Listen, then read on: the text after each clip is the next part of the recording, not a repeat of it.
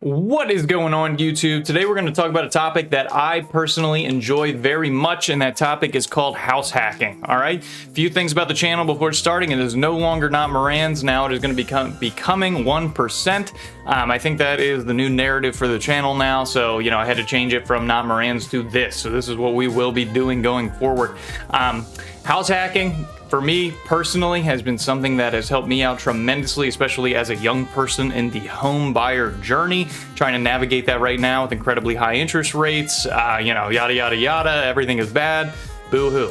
So, all right, we're gonna get right into the video now. I'm gonna explain why you would do it, why you wouldn't do it, and why it's a great idea for young people to do. All right, now let's start off with what house hacking actually is.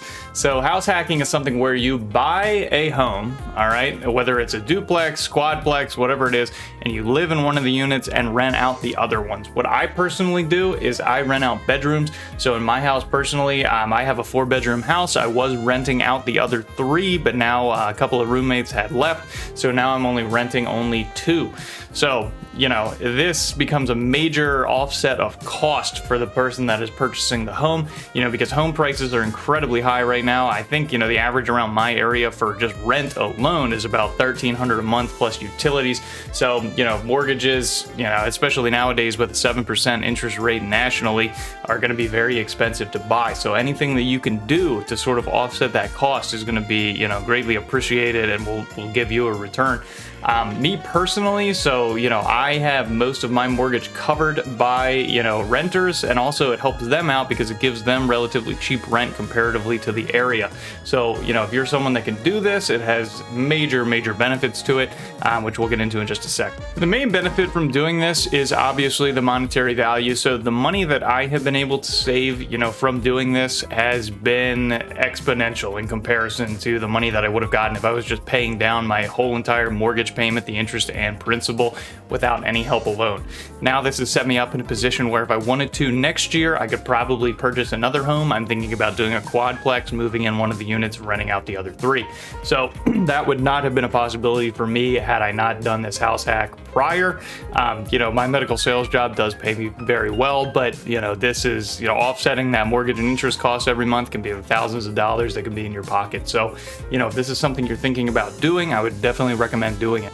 So before we get into the actual process of doing it and what criteria you need to look at in order to perform a house hack, such as market conditions and what house you're actually going to be moving into, I do want to say one thing in particular that actually, held me back a little bit, and something that I didn't think would happen, but if it can happen to me in that situation, it could definitely happen to you in your situation. So, I personally, if you were doing this, would not live with friends, or previous friends for that matter, because, they're going to try and take advantage of you. They're going to try and not pay you rent and then not even mention it. There's going to be a whole bunch of things that could definitely happen. So if you're going to be doing this, often more times than not, it's almost better, in my opinion, to get someone that you don't even know in there, get them on a full year lease. Everything is done, professionally, so that there's no questions about it at all, because I had this happen with me, and it's just not something that's, very fun to go through, especially if they're your friends and you don't want to, ruin that relationship prior, because, when money gets involved, sometimes that can tend to happen.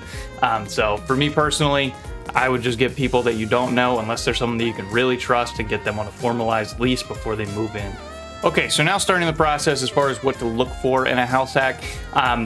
One thing to remember, you don't want to have something that, you don't want to look for the criteria of something that's going to cover your mortgage and interest completely, because that is going to be hard to find depending on your area. So a house hack is just a way to sort of pay down the mortgage and interest and help you along the way get a mortgage. So I personally wouldn't look for something that is going to take care of, everything, the mortgage and interest. If you do find it, that's absolutely great. And I mean, that would be the gold standard. But in order to look for something like that, it just wouldn't be something that I think would come up very often. I mean, for example, if you were purchasing a $400,000 house, just using the 1% rule, you would have to, find something that covered $4,000 a month to break even on that. But if you were able to leverage the people that were in your house, you'd be able to get a $400,000 house for maybe only a $1,500 mortgage and interest payment. So that's something that you might be able to do. It just leverages something bigger that you can get to as far as, house equity wise. They can help you out in that process. So even if you're early on in this process, I would start talking to people. I would start talking to lenders. I would start talking to real estate agents, other people that are going to help you out in this process, just so you can get a feel for it.